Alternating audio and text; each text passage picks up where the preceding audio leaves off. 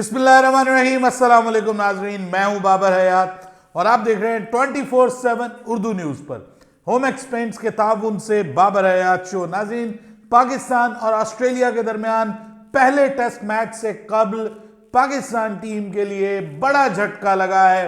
पाकिस्तान के इंतहाई important player जो हैं वो इंजर्ड हो गए हैं।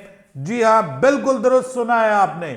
बहुत इंपॉर्टेंट प्लेयर जिनके ऊपर पूरे का पूरा पाकिस्तान का जो बॉलिंग ऑर्डर है वो डिपेंड करता है, बहुत इंपॉर्टेंट रोल वो प्ले कर सकते थे। क्या हुआ है, आज पाकिस्तान और ऑस्ट्रेलिया की जो PM11 है उसके दरमियान आज तीसरे दिन का खेल हुआ। पाकिस्तान के लोग कहते हैं जी बॉलर नाकाम हो गए। कुछ लोग अब कप्तान के ऊपर भी बात कर रहे हैं कि देखें जी हमारी टीम कैसी खेल रही है। शान मसूद की कप्तानी पे थोड़ा सा तज्जिया करूंगा आपको स्टैट्स के साथ। और वो जो लोग जो सिर्फ ये देखते हैं ना कि पाकिस्तान के बॉलर्स ने सिर्फ 4 विकेटें हासिल की और उन्होंने हमारी 9 विकेटें गिरा दी। उन्होंने हमारी 9 विकेटें क्यों ली और हम सिर्फ उनके 4 खिलाड़ी आउट करने में क्यों कामयाब हुए, इसके ऊपर मुकम्मल तज्जिया दूंगा। फिर आपकी राय भी जानूंगा कि क्या आप मेरे तज्जिए के साथ एग्री करते हैं या नहीं एग्री करते, ये जरूर बताइएगा। लेकिन स्टार्ट करने से पहले आपसे गुजारिश कि अगर आप हमारे नए व्यूअर हैं तो प्लीज हमारे इस चैनल को जल्दी से कर लीजिएगा सब्सक्राइब और बेल आइकन को पुश करना मत भूलिएगा। मुझे फॉलो कीजिए इंस्टाग्राम पे @बाबर हयात शो और हमारे पेज को फेसबुक पे लाइक कर लीजिएगा। तो जनाब, पाकिस्तान क्या दौरा है ऑस्ट्रेलिया हो या ऑस्ट्रेलिया की कोई सीरीज हो और उसमें कंट्रोवर्सी ना हो, ये हो नहीं सकता।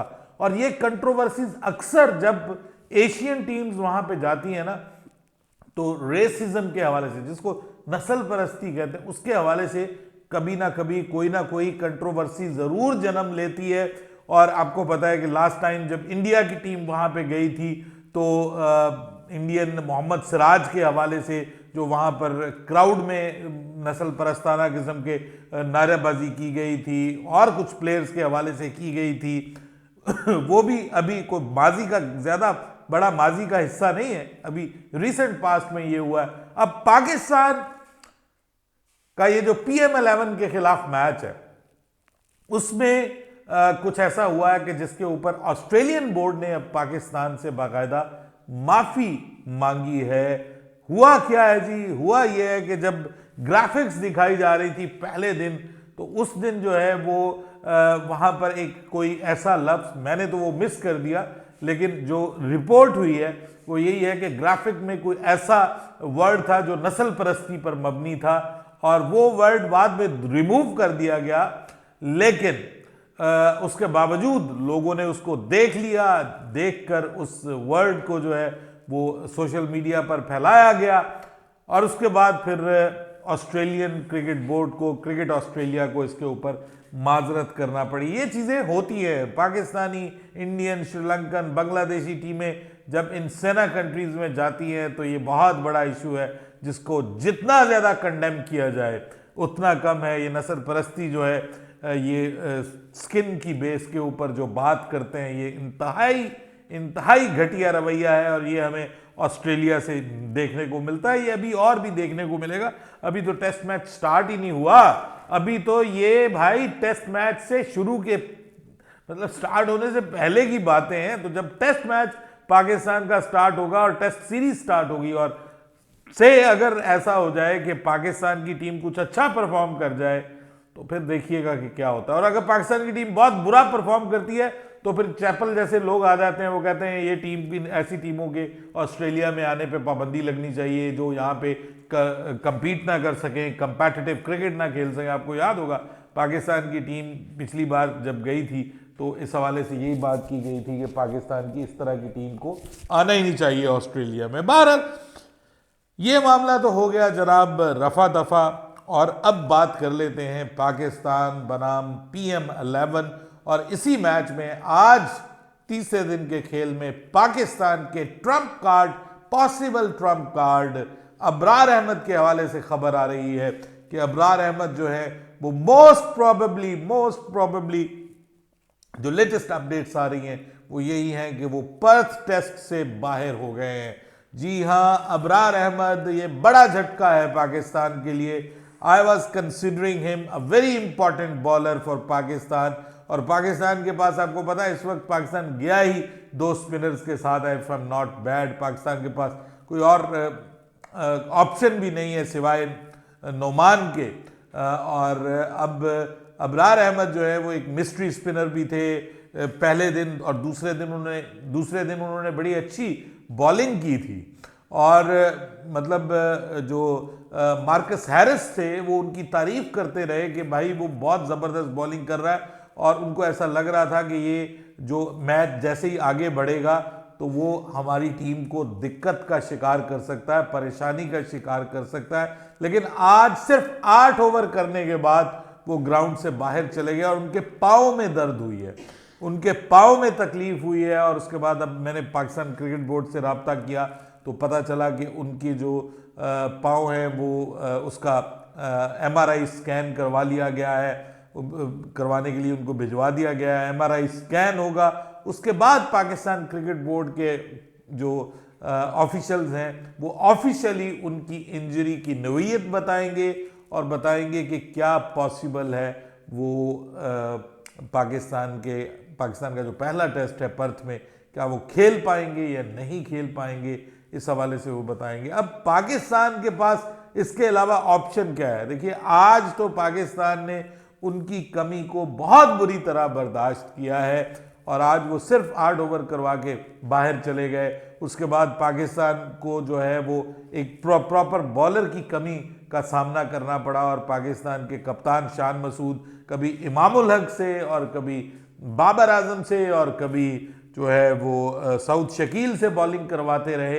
इमामुल हक ने तो खैर आज अपने विकेट भी एक ली है, वो जैसे भी ली है, बहुत कमाल का कैच उनका जो है वो पकड़ा गया, बहुत ही शानदार कैच उनकी बॉल पे पकड़ा गया, तो उन्होंने वो विकेट ले ली। कैमरन ग्रीन की आई थिंक विकेट उन्होंने ली, लेकिन अदरवाइज जो है वो पाकिस्तान आज बॉलिंग में स्ट्रगल करता हुआ दिखाई दिया, only due to Abrar Ahmed. दुआ कीजिए वो जल्दी फिट हो जाएं एक इंपॉर्टेंट टेस्ट मैच से। इसमें शायद स्पिनर्स का इतना बड़ा रोल ना हो पर्थ की पिच को देखते हुए, लेकिन फिर भी लेग स्पिनर जो होता है ना, वो हर विकेट के ऊपर कोई ना कोई उसको वैल्यू जरूर मिलती है, और खास तौर पे ऐसी विकेट के ऊपर के जिसके ऊपर पेस के साथ बाउंस हो, तो वहां पर लेग स्पिनर्स काफी ज्यादा फायदेमंद होते हैं। दूसरे स्पिनर शायद उस हद तक फायदेमंद ना हो। अब उनकी जो रिपोर्ट आती है तो वो आपके साथ शेयर करेंगे, अपडेट आपके साथ शेयर करेंगे, but so far it's a very bad news for Pakistan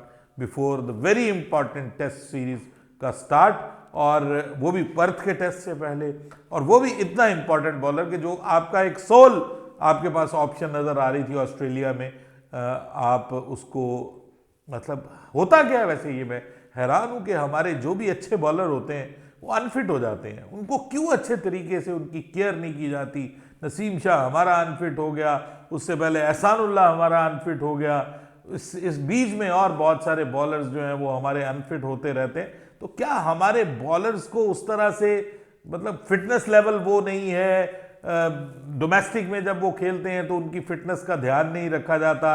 मतलब ऐसे जो कायद-ए-आज़म ट्रॉफी के मैचेस होते हैं, मैं देखता हूं अक्सर, ऐसे लग रहा होता है कि 2 क्लब्स के मैचेस हो रहे हैं, कोई नहीं, वो कोई तैयारी नहीं, कोई उनके लिए प्रॉपर जो है वो जिसको आप कहते हैं कि इलेक्ट्रोलाइट्स वाटर का इंतजाम नहीं किया जाता, सादा पानी पी रहे होते हैं बेचारे, आधा लीटर की बोतलें।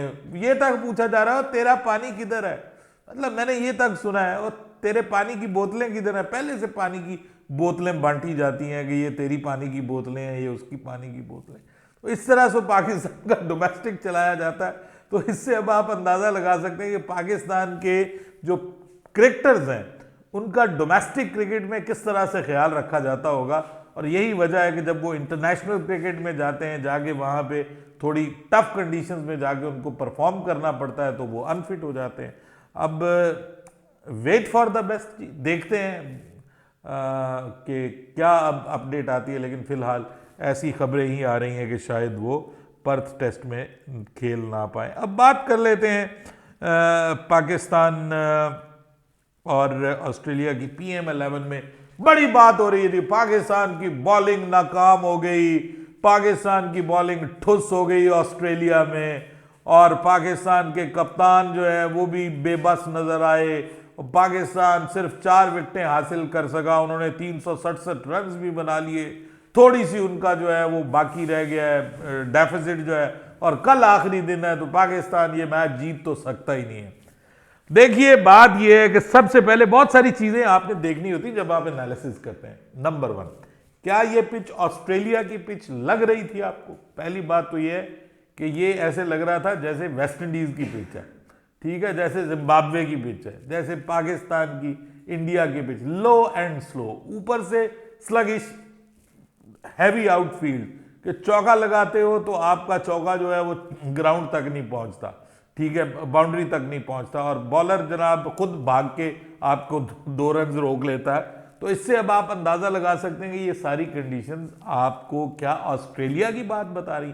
जब हम लिख देते हैं जी, एक स्क्रिप्टेड लिख देते हैं, ऑस्ट्रेलिया में पाकिस्तान के बॉलर्स नाकाम, बुरी तरह ठुस हो गए, फेल हो गए। भाई फेल नहीं हुए, नंबर 1। उसकी मैं वजह बताता हूं। उसकी वजह यह कि आप जरा स्ट्राइक रेट देखिएगा, सिर्फ डिफरेंस देखिएगा। स्ट्राइक रेट यानी दोनों टीमों ने एक एक बार बल्लेबाजी ऑलमोस्ट कर ली है। तो पाकिस्तान का स्ट्राइक रेट देखिए, अब्दुल्ला शफीक ने 50 के स्ट्राइक रेट से बैटिंग की, ठीक है। उसके बाद शान मसूद ने 67 के स्ट्राइक रेट से 201 रन बनाए, ठीक है जी, 67 के स्ट्राइक रेट से। उसके बाद अब आ जाए, बाबर आजम ने 45 के स्ट्राइक रेट से खेला, सरफराज अहमद ने 87 के स्ट्राइक रेट से खेला है। इससे अब आप अंदाजा लगा सकते हैं कि हमारा जो टॉप और मिडिल ऑर्डर है उसकी अगर एवरेज आप लगाएं तो वो 60 प्लस बनती है। मतलब 87 का ये लगा लें, 67 का शान मसूद का लगा लें, बाकियों के जो है वो 51 का, 45 एक का, हमारे जो टॉप बल्लेबाज है उनका स्ट्राइक रेट ये बनता है। और अब आप आ जाएं जवाब में, जो टीम है PM11 की, 41, 48, 40, 47, 47 कैमरॉन ग्रीन का स्ट्राइक रेट है। कैमरॉन ग्रीन पावर हिटर मशहूर है, छक्के चौके लगाने वाला मशहूर है। वो पाकिस्तान के बॉलर्स के अगेंस्ट किस स्ट्राइक रेट से बैटिंग कर रहा है जी? 47 के स्ट्राइक रेट से, ठीक है। सबसे बेहतर किसने बैटिंग की है जी? 48 के स्ट्राइक रेट से मार्कस हैरिस ने, सबसे ज्यादा हैरिस ने जबरदस्त स्ट्राइक रेट से बैटिंग की है। उसके बाद जो उनके कप्तान हैं मैक्सवेनरी, उन्होंने क्या जी 38 के स्ट्राइक रेट से बैटिंग की है। और इस वक्त जो है वो वेबस्टर बैटिंग कर रहे हैं 24 के स्ट्राइक रेट से। इससे अब आप अंदाजा लगाएं कि 86 गेंदों का सामना किया है, उन्होंने 21 रन बनाए हैं। अरे भाई पागल हो क्या? तबसरा करते पहले देख नहीं रहे कि they don't want to lose wicket. उनका मकसद क्या नजर आ रहा है कि टिप टिप टिप टिप, पाकिस्तान के बॉलर्स को हमने विकेट्स ही नहीं देनी। जब आप एक लो और स्लो डेड पिच के ऊपर, जिसमें बॉलर्स के लिए ऐसा उस तरह की मदद ही नहीं है, पाकिस्तान के 3 से 4 बल्लेबाज जो हैं वो लेग स्टंप से बाहर जाती हुई बॉल को टच करके आउट हुए, ठीक है। उसकी वजह यह है कि positive frame of mind, Pakistan की टीम पॉजिटिव खेली है एज कंपेयर टू PM11। कितना बड़ा डिफरेंस है। आप ये देखें कि ये देख रहे हैं कि जी विकेट्स लेने में, अरे भाई ये तो देखो कि उन्होंने किस रन रेट के साथ बैटिंग की है, ठीक है।